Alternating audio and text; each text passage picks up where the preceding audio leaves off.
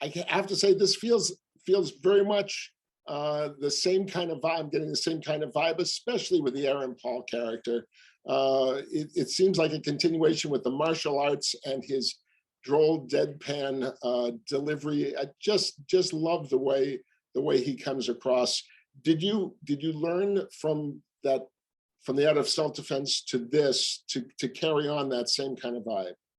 I mean, it's been a trajectory from all three films, including my first feature, Faults, just not necessarily having things feel as real as maybe another movie might have it feel. I wanted it to feel like it was of its own world. And part of that is the delivery of the characters. I do think that there's a little bit more of a grounded nature to this one than the others, that I think some people would be like, whoa, that doesn't make sense to me if they've only seen Duel, but there's definitely more humanity here at times. And I feel like I wanted people to really relate to Karen Gillan's character, Sarah, and be able to see themselves in her in whatever way, shape, or form that is. And it was just fun to have that Trent character for Aaron Paul and have him get to do something that I don't think people have gotten to see him do before. He's very like known for certain things. And so this is, even he, when I sent him the script, he thought that he was being offered the role of the boyfriend, Peter, because that's just more of what he's been known to do in the past. And so when I told him, no, I actually want you for Trent, he was like, wait, what? And he had to kind of like think about, is this right? Do I want to do this? And I'm so glad that he did, because he's an amazing person, but he's an even better actor, which is saying a lot. Well, and his hip hop is truly amazing and something to remember. Exactly. I'm excited for people to see that. I could probably help him with that. I bet you could. Well, the writing itself has a clipped, I mean, when in the delivery, it's kind of a clipped nature and very fast. Did you do that on purpose for a specific reason? Okay, so my sister, I sent the Art of Self-Defense script to my sister at one point, and she said, it's great, everyone talks like you. And then I go, no, they're stylized. And she goes, no, Riley, everyone talks exactly like you. So I guess that's just how I talk. And I think that it's something I'm comfortable with. Jesse Eisenberg and I were at the Munich Film Festival for the opening night of the festival. Self-Defense played there. And we had a reporter tell us, please slow down. Both of you talk too fast. We can't understand you.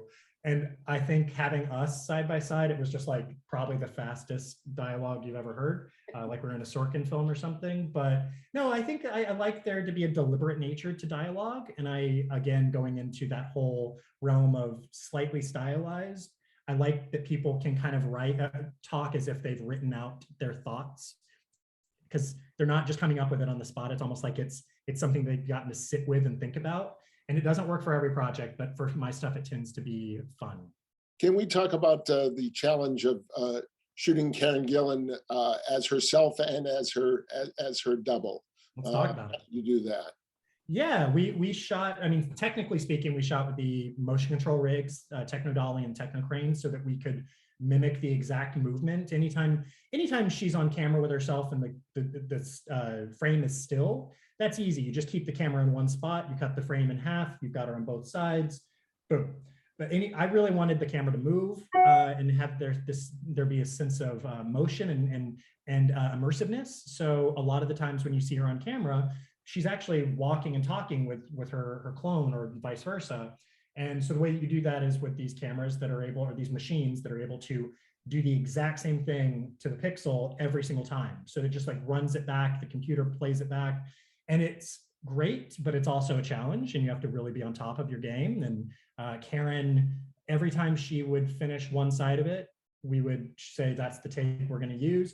She would have to go to hair and makeup and wardrobe, and that's 20 minutes. So you're like losing time every time you have her switch. So you have to be very careful about how many times you switch her to the other character. So it was very structured and very stressful at times, but I like structure and I like planning in regards to shooting. So it worked really well for me. And I feel like I watched the movie even as the person who made it, and I see Karen and another Karen. I don't see the one person, I see two people.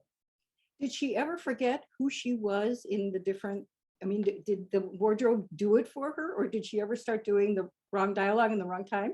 No, luckily she was pretty good. She's very, very good at memorizing and very prepared. So like we would be at dinner, like a nice like dinner from the Finnish government or whatever the film office would set us up with, and we'd be talking about other things, and Karen's in the corner like learning her lines and prepping for the next day. So very, very amazing person to work with, and she just had the movie's best interest at heart at all times. But she did have a stand-in who also is an actor in Finland, who was her double as well. So she would be able to act opposite that person. And it was great because she had somebody to actually talk to, as opposed to either me reading the lines or having somebody in that is just standing there and she doesn't have anything to bounce off of. So I think she always felt like she was able to be the character, whether she was Sarah or Sarah's double.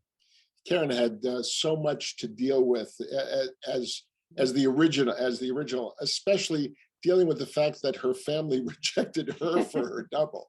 Yeah. The family loves the new and improved Karen. That was a nice moment. Yeah, it's one of those, it's like a heightened version of things that we've all felt about our own lives. And we're like, our friends don't like us, or they went to that friend's birthday party, but they didn't go to mine. And like, you let it spiral and turn into something that maybe it isn't. But I liked in this world that we could go there and have her actually be full on rejected by she's her mom's only child. And now she likes this other one better. And so, yeah, just really like pushing those boundaries and like making it as bad as could be was fun for me. You shot in Finland, and those scenes towards the end of the trees where you're allowed to let your imagination wander. Tell me how you shot that and what you were actually going for.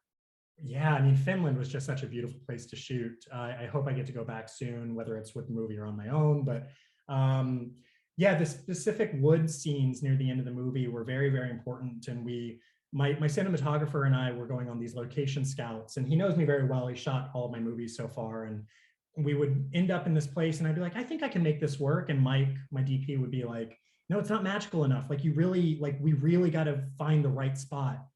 And so we would keep just searching and searching. And by the end of it, I think our location scouts were probably a little annoyed. They're like, it's just woods. Like, let's just pick something.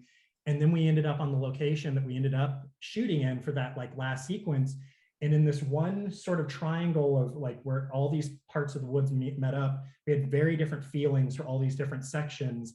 And we were able to create this version, this like feeling of a journey and like make it feel like they actually travel some distance. And I just really love that part feels so surreal. It feels like it's its own world. You don't really know where it's shot. The colors are so interesting. And it really just kind of, again, I've said this in other things, but wanted the film to feel like loneliness and feel like there's real emotion behind it. And I do feel like those wood scenes really benefit from where we shot and really benefit the movie as well.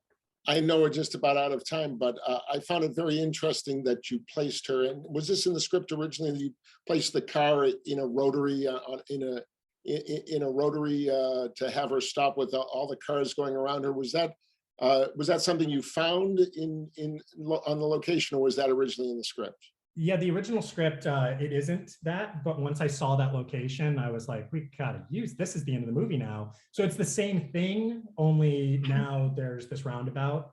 And I'm excited to see what people think. I feel like that section worked so well for me and kind of got even more out of it than I thought that I wanted or thought that we could get.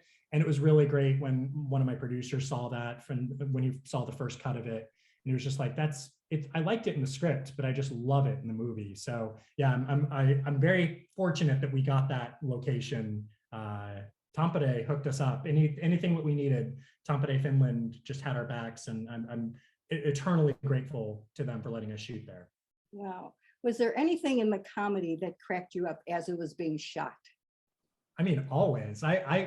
I'm one of those directors who writes something and like I get to read it as I'm writing it and it makes me laugh. But then when actors actually say it, and I feel like, oh my God, they have to say everything that I wrote. Like I would read monologues the morning of that Aaron Paul would have to read, and I go, oh my God, I'm making Aaron Paul say all of this. And that's innately funny to me. But all the doctor's office stuff, when she's finding out that this is happening, that all cracked me up. That actress was incredible. And Karen made me laugh constantly. Beulah in real life just cracks me up. So anytime I see him saying his lines, yeah, there are quite a few moments where at least I didn't break in the middle of the scene this time, but I got close to it very much so all the time.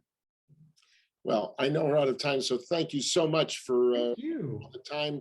We enjoyed talking to you and certainly Yes. enjoyed the film. Thank you. Thank you guys very much. I really appreciate it. Good seeing you again. Good to see you too.